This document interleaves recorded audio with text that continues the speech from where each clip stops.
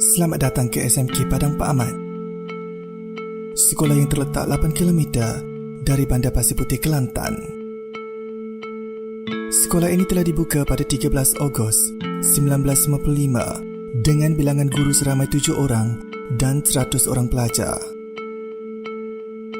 Sehingga kini, SMK PPA telah ditakbir oleh 6 orang pengetua dan yang paling terbaru, Puan Hajah Siti Mariam binti Muhammad.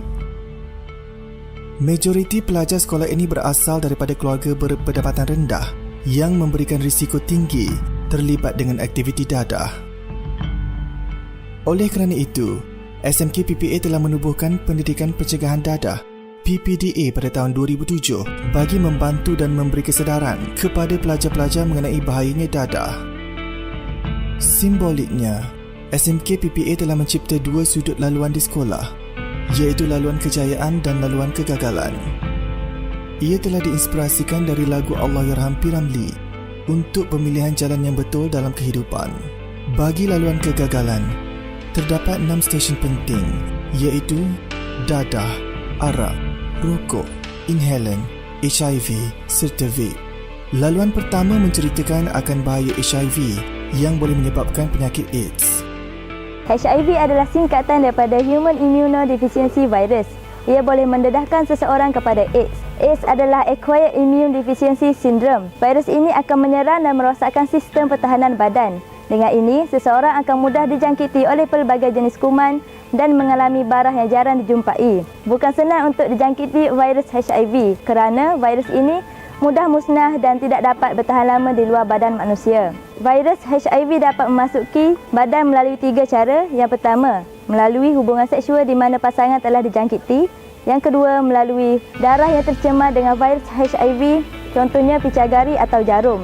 Yang ketiga, melalui ibu yang telah dijangkiti kepada anak mereka seperti di dalam kandungan, semasa kelahiran dan juga penyusuan ibu. Sekarang mari kita lihat sudut HIV di sini.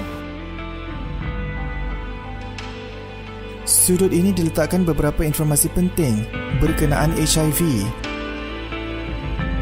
dengan harapan pelajar akan mengetahui akan bahayanya virus ini.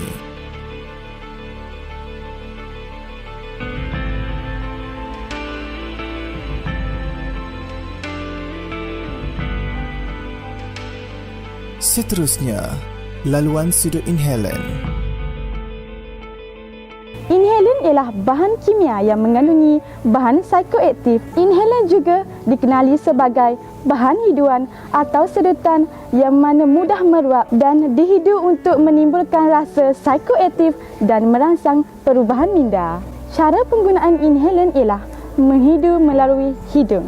Kesan daripada penagihan inhalan terbahagi kepada 2 bahagian, iaitu kesan serta-merta dan kesan jangka masa panjang. Kesan tersebut ialah seperti berikut: kerosakan pada sel-sel otak seperti kemurungan, kekeliruan, hilang daya tumpuan dan hilang ingatan. Oksigen di dalam darah juga berkurangan. Kerosakan pada organ utama seperti paru-paru, hati, ginjal, sumsum tulang dan darah.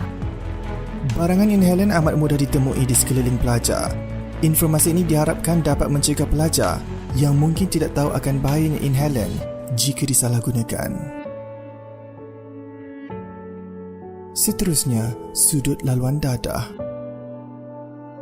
Dadah ialah bahan psikoaktif yang memberi kesan yang paling ketara ke atas sistem saraf seperti menyebabkan mabuk, khayal, ketagih, gangguan tingkah laku dan sebagainya.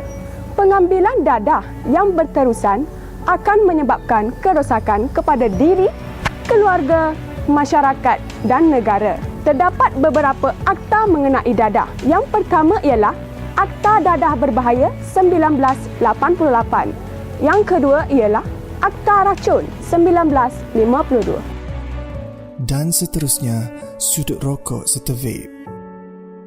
Tahukah anda, di dalam asap rokok terdapat 4,000 bahan kimia yang mana 200 daripadanya merupakan bahan beracun dan 63 lagi adalah penyebab kanser. Dalam rokok terdapat tar, nikotin, kadmium dan banyak lagi. Antara kesan merokok kepada perokok aktif iaitu perokok yang terlibat secara langsung dalam merokok boleh mengakibatkan kanser mulut dan juga kanser perut. Vape ialah alatan yang menyalurkan bahan aerosol atau wap air yang dihisap oleh pengguna. Ramai yang mengatakan bahawa vape adalah alatan untuk menggantikan rokok. Tetapi kajian telah mengkaji vape ada kesan sampingannya iaitu nikotin yang akan menyebabkan ketagihan secara berterusan.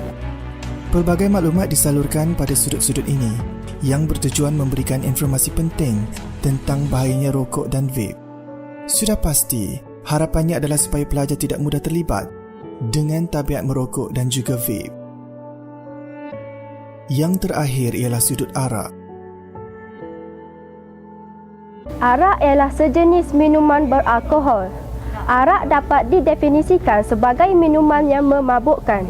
Di dalam arak terkandung beberapa jenis bahan-bahan kimia yang boleh membahayakan kesihatan. Oleh itu, pada zaman Rasulullah, minuman arak diharamkan dan peminum arak akan dikenakan hukuman sebat sebanyak 40 kali sebatan. Seperti yang kita tahu, minuman arak boleh mendatangkan penyakit yang berbahaya seperti penyakit kanser otak, kanser hati dan sebagainya. Ketagihan kepada arak bergantung kepada jumlah atau kuantiti arak yang diminum oleh seseorang pada sesuatu masa. Bagi menimbulkan rasa kesedaran kepada pelajar jika tersalah memilih laluan ini, penjara juga dibina bagi menggambarkan pengakhiran jika tersalah memilih jalan.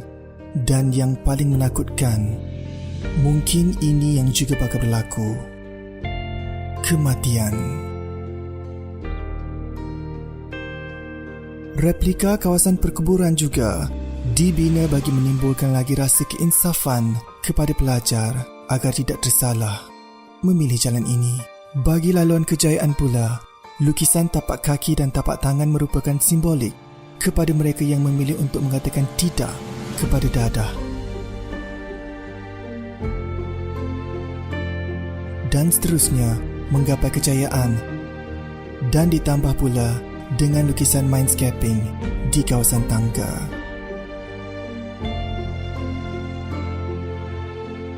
Selain dari itu juga, pelajar didedahkan dengan bahan bacaan yang berkaitan.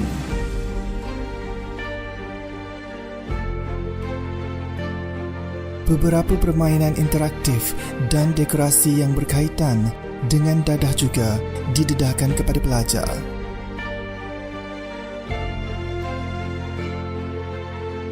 Tidak lupa dengan beberapa siri ceramah yang diharapkan dapat memberikan sedikit kesedaran kepada pelajar. Inisiatif ini juga sebenarnya telah digerakkan oleh Tuan Pengetua, Puan Hajah Siti Mariam binti Muhammad yang sangat komited membenteras gejala dadah di sekolah. SMK Padang Pak Ahmad terletak di kawasan yang berisiko tinggi penggunaan dadah. Sehubungan dengan itu, kami telah mengadakan pelbagai program yang bertujuan untuk membenteras pelajar kami daripada terlibat dengan gejala tidak sihat ini. Antaranya ialah program yang melibatkan ibu bapa, iaitu aktiviti Sayangi Keluarga dan Hidup Sihat. Yang kedua adalah program Jati Diri, Jauhi Dadah. Yang ketiga adalah program Sasiah Diri Murid yang membawa kesan yang sangat bermakna dalam tujuan kita menghalang pelajar daripada terlibat dengan dadah. Dan kejayaan ini telah nampak iaitu pada tahun 2017 8 orang pelajar kita telah didapati positif dadah, dan alhamdulillah pada tahun ini dengan pelbagai program yang dibuat hanya seorang saja yang didapati positif dadah. Kita telah berusaha bersungguh-sungguh untuk mengelakkan pelajar kita terlibat dengan gejala dadah ini, dan lorong PPDA adalah satu aktiviti yang memberi maklumat kepada pelajar dan ia telah memberi kesan yang positif di mana pelajar berasa tidak ingin menggunakan dadah.